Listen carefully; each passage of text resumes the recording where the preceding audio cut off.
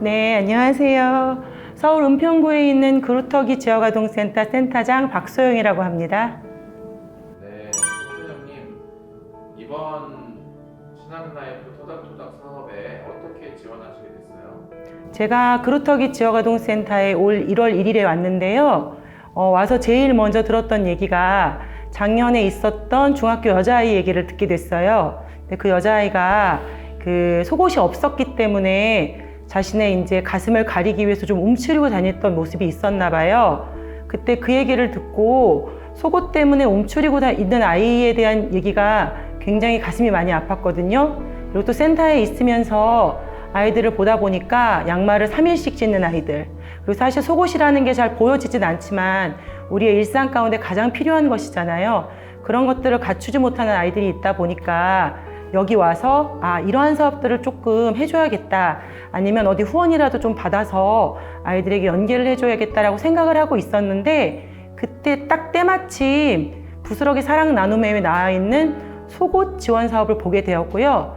그때 때는 이때다 하고 사실은 지원을 하게 되었던 그런 이유가 되었습니다. 사람들이 잘 상상을 못할 것 같아요. 속옷을 못 산다? 저도 생리대 지원에 대한 얘기들이나 이런 게 있었을 때 사실은 참 상상이 안 됐어요. 그리고 현실적으로 많이 와닿는 부분이 아니라고 생각을 했는데요. 제가 이쪽 센터 와서 있구나, 우리가 상상할 수 없는, 보이지 않는 것들에 대한 노하우, 그 니즈가 필요한 아이들이 있구나라는 걸 굉장히 많이 느꼈고요. 사실 누구나 상상할 수 없겠지만 바꿔 얘기하면 겉옷은 낡은 것도 티가 나고 눈으로 보이잖아요. 그러나 속옷은 보이지 않아요. 안 입는 아이들도 있고요. 안 입는 걸 나 울컥하는데 안 입는 걸 감추려고 웅크려서 다니는 아이들도 분명히 존재하는 것을 눈에 보이는 것만 있고 우리가 상상하고 필요한 거라고 얘기할 수 없는 거라는 걸 제가 이번에 여기 와서 많이 느꼈습니다.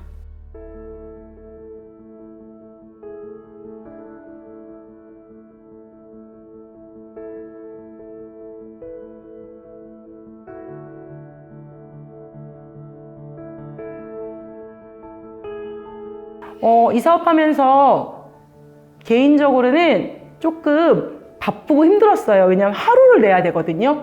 아이들을 제가 네 팀을 데리고 갔어요. 그러니까 4일을 거의 오후에는 시간을 다 빼고 가야 되기는 하는데, 할 때는 너무 힘들지만 끝내놓고 들어오면서 내년에 또 해야지 라는 마음을 먹게 되는, 너무나도 아이들에게 필요하고 중요한 사업이 아니었나, 그런 마음이 들었던 것 같습니다.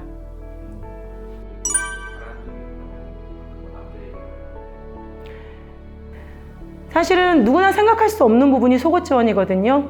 그리고 아까 말씀하셨던 것처럼 과연 필요할까?